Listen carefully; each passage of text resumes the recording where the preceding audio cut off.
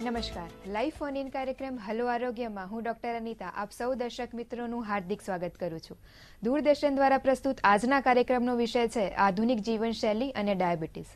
મિત્રો, આજે 7મી એપ્રિલ આજનો દિવસ સમગ્ર વિશ્વમાં વિશ્વ આરોગ્ય દિન તરીકે ઉજવવામાં આવે છે, જેને શરૂઆત વર્લ્ડ હેલ્થ ઓર્ગેનાઇઝેશનની સ્થાપનાની માનમાં કરવામાં આવી હતી. મિત્રો, જ્યારે આપણે વૈશ્વિક આરોગ્યની વાત કરી રહ્યા છીએ ત્યારે સમગ્ર વિશ્વમાં સૌથી વધુ ચિંતાજનક રીતે વધી રહ્યા છે આધુનિક જીવનશૈલી અને અનુચિત આહાર વિહારને કારણે થતા રોગો, અને તેમાં સૌથી પ્રમુખ સ્થાને છે ડાયાબિટીસ. તો મિત્રો, આજના કાર્યક્રમમાં આપણે ડાયાબિટીસથી બચવાના ઉપાયો વિશે તેમજ ડાયાબિટીસ માટે શોધાયેલ નવી દવાઓ વિશે વિસ્તૃત ચર્ચા કરીશું. તે માટે આજે આપણે દૂરદર્શન સ્ટુડિયોમાં આમંત્રિત કર્યા છે ડોક્ટર વિવેક આર્ય સરને, કે જેઓ અમદાવાદમાં વીએસ હોસ્પિટલ ખાતે ડાયાબિટોલોજીસ્ટ અને એન્ડોક્રાઇનોલોજીસ્ટ તરીકે કાર્યરત છે. નમસ્કાર ડોક્ટર આર્ય સર, આપનું મારા કાર્યક્રમમાં સ્વાગત છે. તેમની સાથે છે ડોક્ટર અનંત યાદવ સર, કે તેઓ અમદાવાદમાં ફિઝિશિયન અને ડાયાબિટોલોજીસ્ટ તરીકે સેવા આપી રહ્યા છે. નમસ્કાર ડોક્ટર યાદવ સર, આપનું પણ અમારા કાર્યક્રમમાં હાર્દિક સ્વાગત છે. દર્શક મિત્રો, આપની ટેલિવિઝન સ્ક્રીન ઉપર દર્શાવેલા નંબર ઉપર આપ અમને કોલ કરીને આપના પ્રશ્નો ટૂંકમાં જણાવી શકો છો. સૌપ્રથમ ડોક્ટર આર્ય સર, અમારા દર્શક મિત્રોને તે જણાવો કે આધુનિક જીવનશૈલીને કારણે કયા કયા રોગો થાય છે અને ડાયાબિટીસ એટલે શું? જે આજકાલની જીવનશૈલી છે એ બહુ ફાસ્ટ જીવનશૈલી કહેવાય એવું થઈ ગયું છે કે લોકો ફાસ્ટ ફૂડ તરફ વળી રહ્યા છે. જલ્દી બધાને બધું કામ કરવું છે, એક્સરસાઇઝ માટે લોકો પાસે સમય નથી, અને આના કારણે ડાયાબિટીસ, બ્લડ પ્રેશર, હાર્ટની તકલીફ, એક્સેસ વેટ, ઓબેસિટી જે કહીએ એ બધી તકલીફો ઘણી બધી પ્રમાણમાં વધી રહી છે. એમાંથી એક અગત્યનું છે ડાયાબિટીસ. ડાયાબિટીસનો અર્થ છે કે લોહીમાં શુગરનું પ્રમાણ જ્યારે વધી જાય એને આપણે ડાયાબિટીસ કહેતા હોઈએ છીએ. અને ડાયાબિટીસ ફક્ત એક શુગરનો રોગ નથી, કેમ કે એનાથી આંખ ઉપર, હાર્ટ ઉપર, કિડની ઉપર, બધા શરીરના અંગો ઉપર અસર થતી હોય છે, અને એ અસર શરીરને ખાસ કરીને ઘણું બધું નુકસાન કરી શકે ને, જેના લીધે લાંબા ગાળે લોકો હેરાન થતા હોય છે. જી સર. ડોક્ટર યાદવ સર, ડાયાબિટીસના લક્ષણો કેવા પ્રકારના હોય છે તે વિશે માહિતી આપો. ડાયાબિટીસના ઘણા પેશન્ટોને કોઈ પણ લક્ષણ હોતા નથી, અને એ રૂટીન ચેકઅપમાં ઘણી વખતે ચેકઅપ રૂટીનલી પેશન્ટ કરાવતું હોય ત્યારે ડિટેક્ટ થતું હોય. જે ક્લાસિકલ સિમ્ટમ્સ ડાયાબિટીસના અમે કહીએ છીએ એમાં ખૂબ તરસ લાગવી, વારંવાર પેશાબ જવું, થાક લાગવું, વજન ઘટવું અથવા વજન વધવું, બેચેની રહેવી, રિકરન્ટ ઇન્ફેક્શન થવું, આ બધા લક્ષણો જે લોકોને હોય એ લોકોને ચોક્કસ ડાયાબિટીસની ચેકઅપ કરાવવું જોઈએ. જી સર. ડોક્ટર આર્ય સર, હવે ડાયાબિટીસ થવાના જે શક્યતાઓ છે તે કોને સૌથી વધુ હોય છે અને તેના કારણો કયા હોય છે તે વિશે માહિતી આપો. એક આખું એક વિશેષ ગ્રુપ છે જેને ડાયાબિટીસ થવાની શક્યતા વધારે હોય. ખાસ કરીને આ રોગ વારસામાં આવતું હોય, જેને માતાને કે પિતાને ડાયાબિટીસ હોય એવા વ્યક્તિને ડાયાબિટીસ થવાની શક્યતા ઘણી વધારે હોય છે. જે ખાસ કરીને ટાઈપ 2 ડાયાબિટીસ આપણે કહીએ છીએ એવા દર્દીઓને ટાઈપ 2 ડાયાબિટીસ થવાની શક્યતા વધારે હોય. એના પછી છે કે જેનું વજન વધારે હોય. વજન માટે આપણે એક ક્રાઇટેરિયા વાપરતા હોઈએ છીએ જેને બોડી માસ ઇન્ડેક્સ કહેવાય, અને 25થી વધારે જેને બોડી માસ ઇન્ડેક્સ હોય એવા વ્યક્તિને ડાયાબિટીસ થવાની શક્યતા ઘણી વધારે હોય. બીજા કોઈનું પણ જેનું બ્લડ પ્રેશર કે કોલેસ્ટ્રોલ વધારે હોય એવા વ્યક્તિને ડાયાબિટીસ થવાની શક્યતા હોય. કોઈને પ્રેગ્નન્સી દરમિયાન ડાયાબિટીસ આવ્યું હોય એમને ડાયાબિટીસ થવાની શક્યતા વધારે હોય. તો આ એક વિશેષ ગ્રુપ છે જેને ડાયાબિટીસ થવાની શક્યતા ઘણી વધારે હોય છે. જી સર, આપણા પ્રથમ કોલર છે, આપણી સાથે વાત કરવા માંગે છે જસવંતભાઈ મોરબીથી. હેલો. હા જી, નમસ્કાર. આપણે ડાયાબિટીસ થવાના કારણમાં એ ગળપણ જ કે કોઈ બીજા કારણ હોઈ શકે, અને એક વખત ડાયાબિટીસ 200 થઈ ગયું હોય પછી મટે કે નહીં, એના માટે બે પ્રશ્નો હતા. જી ડોક્ટર આર્ય સર. ગળપણ ખાવાથી ડાયાબિટીસ નથી થતું. જે આપણે સ્ટ્રેટ કહીએ કે ભાઈ આનાથી આ થાય, ના થાય. કોઈને પણ ગળપણ ખાય તો એના શરીરમાં ઇન્સ્યુલિનનું ઉત્પાદન થાય, અને જે ગળપણ જે ગયું છે એને બેલેન્સ કરી નાખે, એને કંટ્રોલ કરી નાખે. પરંતુ વધારે ગળપણ ખાવાથી, ગોળ ખાય કે ખાંડ ખાય કે ગમે તે ગળપણ વધારે પ્રમાણમાં જતું હોય તો એના કારણે લાંબા ગાળેનું વજન વધે, અને વજન વધવાના કારણે ડાયાબિટીસ ચોક્કસથી આવી શકે છે. એટલે જે પણ છે જેને વારસામાં ડાયાબિટીસ ના હોય એ થોડું ઘણું ગોળ કે ખાંડ ખાતા હોય એનાથી ડાયાબિટીસ થતું નથી. બીજો જે પ્રશ્ન છે કે જેને કોઈને 200 આવ્યું હોય નોર્મલ થઈ શકે કે નહીં, ચોક્કસથી જેને નવું અત્યારે ડાયાબિટીસ 200 આવ્યું હોય અને સાથે એનું વજન પણ વધારે હોય અને એવા વ્યક્તિ એમનું વજન નોર્મલ વજનમાં લઈ આવે, જે ક્રાઇટેરિયા પ્રમાણે નોર્મલ વજન કહેવાતું હોય એટલું વજન લઈ આવે તો એમનું ડાયાબિટીસ કદાચ નોર્મલે થઈ જાય અને થોડાક સમય માટે નાબૂદ પણ થઈ શકે એમ છે. જી દર્શક મિત્રો, ડાયાબિટીસ અને તેની સારવાર વિશેની ચર્ચા આપણે ચાલુ રાખીએ, પરંતુ હાલ લઈએ એક વિરામ.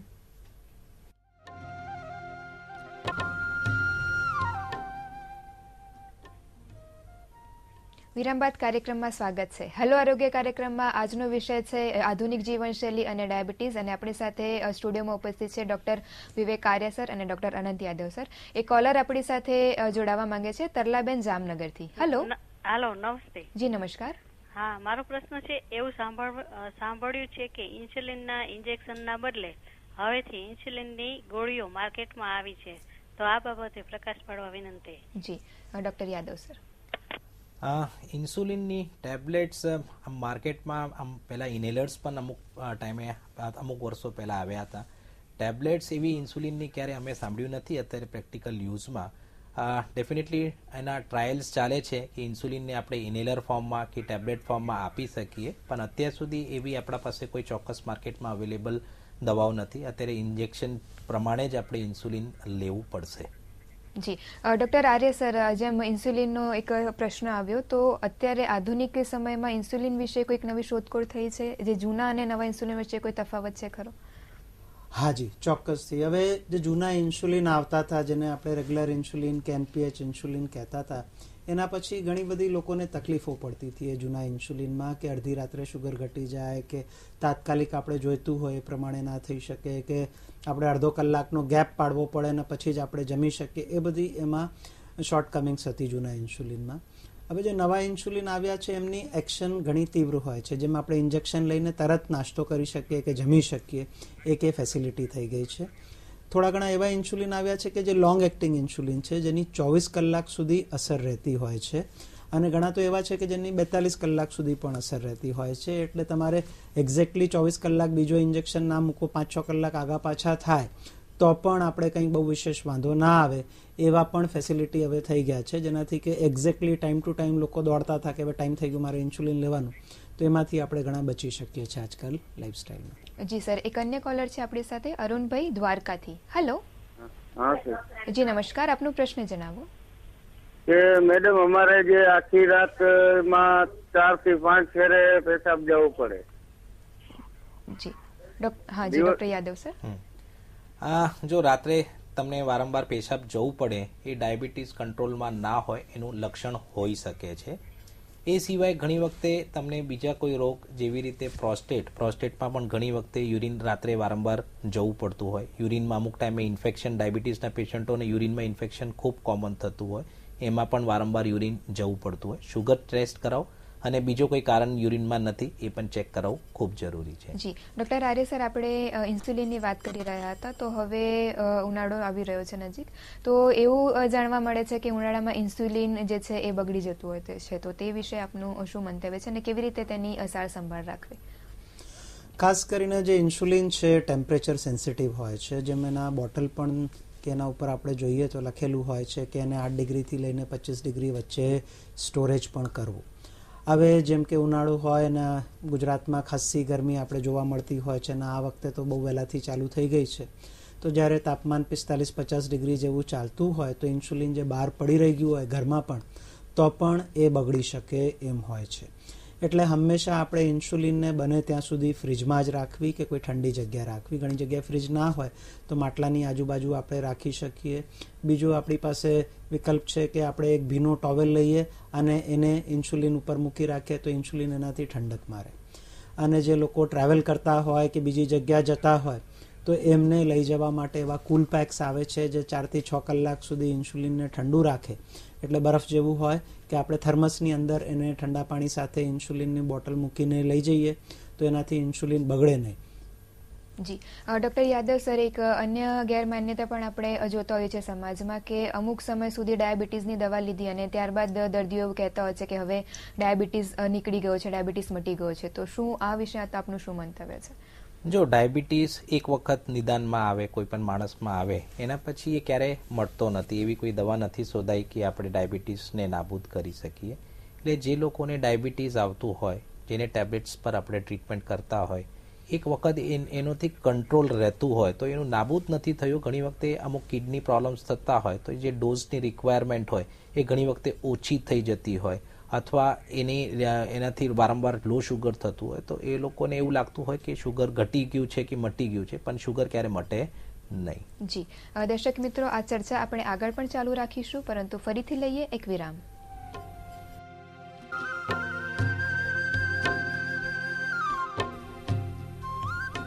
વિરામ બાદ આપ સૌ દર્શક મિત્રોનું હલો આરોગ્ય કાર્યક્રમમાં સ્વાગત છે. આપણી સાથે કોલર જોડાવા માંગે છે મમતાબેન રાજકોટથી. હેલો, અમારો અવાજ આવી રહ્યો છે મમતાબેન? હેલો, હા બોલો ને. જી મમતાબેન, આપનો પ્રશ્ન જણાવો. રાજકોટથી બોલું છું મમતાબેન. જી. મને ડાયાબિટીસ છે અને બીપી છે. જી. તો આખું શરીર અવારનવાર વીક થઈ જાય છે. મારે શું કરવું? દવાઈ ચાલુ છે. જી ડોક્ટર આર્ય સર. ના, એકવાર ફરીથી પ્રશ્ન જણાવશો? જી, એમને ડાયાબિટીસ અને બીપી ની તકલીફ છે અને વારે ઘડીએ ફ્લક્ચ્યુએશન આવ્યા કરે છે. બરાબર. હવે ડાયાબિટીસ જે છે એની દવાઓ ચાલતી હોય કે ઇન્સ્યુલિન ચાલતું હોય, એમાં વારે ઘડી વધી જવું કે ઘટી જવું એ ઘણી ફેરે થતું હોય છે ને એના મુખ્ય 3 કારણો આપણે જોવા મળ્યા છે. પહેલું કારણ છે કે જે આપણે ખોરાક બરાબર ના લેવાયું હોય. ઘણી ફેરે આપણે એક દિવસ વધારે ખોરાક લઈએ, એક દિવસ ઓછો ખોરાક લઈએ, મનગમતું ના બન્યું હોય તો આપણે ઓછું ખાઈએ. તો જો ખોરાક ઓછું જતું હોય, કોઈ દિવસ ને કોઈ દિવસ વધારે જતું હોય, તો એના કારણે ડાયાબિટીસ વારે ઘડી વધી શકે કે ઘટી શકે. બીજું કારણ છે કે જે દવાનો ડોઝ છે, ઘણાને જેમ કે ઇન્સ્યુલિન ચાલતું હોય કે ગોળી ચાલતું હોય, તો ઇન્સ્યુલિનનું ડોઝ વધારે કે ઓછું લેવામાં આવ્યું હોય તો એના કારણે પણ ડાયાબિટીસ ફ્લક્ચ્યુએટ થઈ શકે છે. અને ત્રીજું છે કે આપણે ટેન્શન કેટલું લઈ રહ્યા છે, કે મેન્ટલ ટેન્શન જે છે કે દિમાગમાં આપણે વધારે પડતું સ્ટ્રેસ હોય તો એના કારણે પણ આપણું ડાયાબિટીસ છે વધઘટ થઈ શકે છે. તો આ 3 કારણને આપણે જે બેલેન્સમાં રાખીએ તો પછી ડાયાબિટીસ ફ્લક્ચ્યુએટ ઓછું થશે. જી, એક અન્ય કોલર છે આપણી સાથે, મનોજભાઈ અમદાવાદથી. હેલો. હા મેડમ. જી નમસ્કાર, આપનો પ્રશ્ન જણાવો મનોજભાઈ. હા મેડમ, અત્યારે કેવું આયુર્વેદની અંદર છે ને અમુક ટેબ્લેટ એવું મળતું હોય છે અને એવું લોકો કહે છે કે આ પેન્ક્રિયાઝમાં. જી, આપનો પ્રશ્ન શું છે મનોજભાઈ? હા, એટલે અત્યારે માર્કેટની અંદર એવી ટેબ્લેટ જેનાથી સ્વાદિષ્ટ જે આપણું પેન્ક્રિયાઝ એ ઓટોમેટિક ઇન્સ્યુલિન ઉત્પન્ન કરવાનું ચાલુ કરે, એ કોઈ મેડિસિન આયુર્વેદિકમાં છે ખરી હાલમાં? હવે જો આપણા પાસે ડિફરન્ટ પ્રકારની પેથીઝ છે, જેમાં એલોપેથી, આયુર્વેદિક અને હોમિયોપેથી પણ છે. એવી કે આયુર્વેદિકમાં એવી દવા જેનાથી ઇન્સ્યુલિન બનવા માંડે એવું આમ યુઝ્યુઅલી અમે લોકો તો બહુ સાંભળ્યું નથી, પણ ડેફિનેટલી એ આયુર્વેદિક ડૉક્ટર તમને વધારે સારી રીતે જાણ કરી શકશે કે એમાં કેટલું એ ફાયદો કરે છે. જી યાદવ સર, હવે ડાયાબિટીસ માટે કેટલા સમયાંતરે લોહીની અને પેશાબની તપાસ કરાવવી જરૂરી બને છે? જો આ બ્લડ ટેસ્ટ કેટલા ટાઈમે કરાવવું, આમ જોવા જઈએ તો દિવસમાં 8 વખત અથવા જ્યારે પણ તમે જમતા હો, ખાતા હો, સૂતા હો એ ટાઈમે આપણે ચેક કરવું જોઈએ. પણ જેનું શુગર કંટ્રોલમાં રહેતું હોય એ લોકો પ્રેક્ટિકલી જ્યારે આપણે વાત કરતા હોઈએ, જે લોકોનું શુગર કંટ્રોલમાં ના રહેતું હોય એને every 3rd day sugar test કરવું જોઈએ અને શુગરનો ડોઝ એ પ્રમાણે ફ્લક્ચ્યુએટ કરવું જોઈએ. જે લોકોનું શુગર કંટ્રોલમાં રહેતું હોય એ લોકો 15 દિવસે ચેક કરી શકે છે. અને એ સાથે 3 મહિને HbA1c, જેનાથી 3 મહિનાનું એવરેજ શુગર મળતું હોય, દર 3 મહિને આપણે કરાવવું જોઈએ. જી ડોક્ટર આર્ય સર, હવે ડાયાબિટીક ફૂટ એટલે શું અને યાત્રા પ્રવાસ દરમિયાન પગની શું વિશેષ સાર સંભાળ લેવી જોઈએ તે વિશે અમારા મિત્રોને માહિતી આપો. ડાયાબિટીક ફૂટ એક જે આપણે ટર્મ યુઝ કરીએ છીએ કે કોઈને પણ પગમાં ચાંદા પડી જાય કે ચાંદા પડવાની તૈયારી હોય થી લઈને ચાંદા પડી જાય કે પગ કાળું પડી જાય, બધી વસ્તુને આપણે ડાયાબિટીક ફૂટ કહેતા હોઈએ છીએ. અને એનું વિશેષ કારણ હોય છે કે જે આપણે ન્યુરોપેથી થાય, જે નસ છે એ સુખાઈ જાય, એના કારણે કંઈક વાગે કરે પગમાં ખબર ના પડે અને જ્યારે પાકી જાય ત્યારે ખબર પડે. કાં પછી લોહીની ધમની છે એમાં બ્લોકેજ આવી જાય અને લોહીનું પરિભ્રમણ બંધ થવાના કારણે ગેંગ્રીન તરફ વધે, તો એને આપણે ડાયાબિટીક ફૂટ કહેવાતા હોય છે. અને એ ખાસ કરીને પગનું આપણે વિશેષ ધ્યાન રાખીએ અને બીજી દવાઓ વ્યવસ્થિત રીતે લઈએ તો આ પગની તકલીફોથી ખાસ કરીને બચી શકીએ છીએ.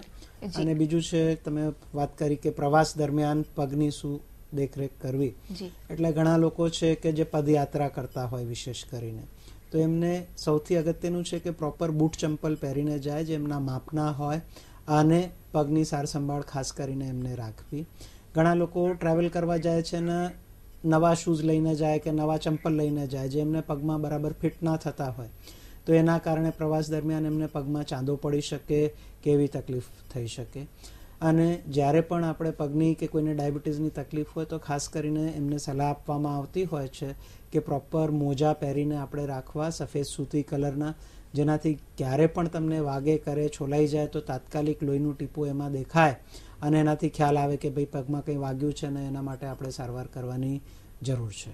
જી દર્શક મિત્રો, ડાયાબિટીસ અને તેની સારવારની ચર્ચા આપણે ચાલુ રાખીશું, પરંતુ હાલ લઈએ એક વિરામ.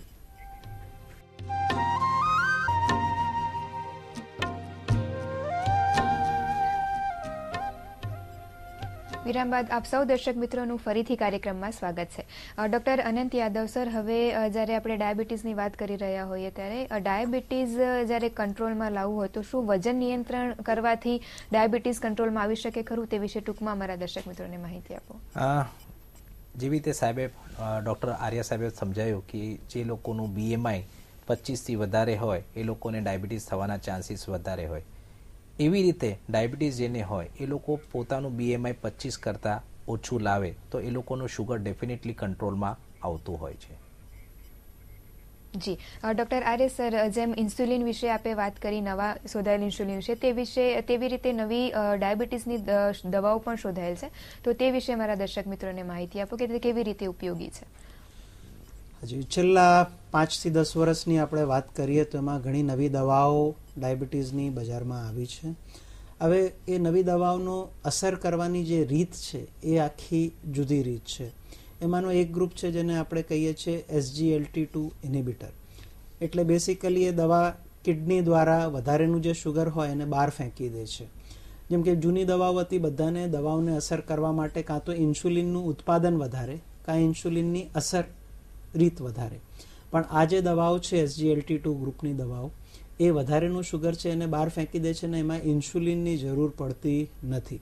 અને વિશેષ વસ્તુ એ છે કે આ દવા કોઈ પણ સ્ટેજનું ડાયાબિટીસ હોય એમાં યુઝ થઈ શકે એમ છે, અને જેના કારણે આ દવા ઘણી પોપ્યુલર થઈ રહી છે આજકાલ બજારમાં, અને એનાથી દર્દીઓને પણ ખાસું એવું લાભ થઈ રહ્યું છે. જી ડોક્ટર યાદવ સર, હવે આ જે રોગ છે એ અનુચિત આહાર વિહાર અને આધુનિક જીવનશૈલીને કારણે થતો રોગ છે, તો ડાયાબિટીસથી બચવા માટે અને જે લોકો ડાયાબિટીસના દર્દીઓ છે તે લોકોએ તેમના ખાણીપીણીમાં શું વિશેષ કાળજી રાખવી તે વિશે મારા મિત્રોને માહિતી આપો. જીવનશૈલી પર આપણે ખૂબ ધ્યાન રાખવું પડશે. દિવસે દિવસે ડાયાબિટીસ વધતું જાય છે, એનું કારણ છે ખરાબ જીવનશૈલી. એમાં આપણું ખોરાક, એની અંદર નિયમિત ટાઈમે ખોરાક લો, ખોરાકમાં એક્સ્ટ્રા કેલોરીઝ એવોઇડ કરો, ફ્રાઈડ ફૂડ કે તળેલા ખોરાક એ ઓછા કરી રાખો, એક્સ્ટ્રા જે આપણે ફાસ્ટ ફૂડ ખાતા હોય એ એવોઇડ કરો. સાથે સાથે નિયમિત કસરત, એટલીસ્ટ દિવસમાં અડધો કલાક ઝડપથી ચાલવાનું રાખો. એનાથી વધારે તમે રાખો તો સારું, પણ કસરત નિયમિત કરો. સાથે સ્ટ્રેસ, વેઇટ એ બધી વસ્તુઓને કંટ્રોલમાં રાખો. જી દર્શક મિત્રો, ફરીથી લઈએ એક વિરામ, મળીએ થોડા સમયમાં.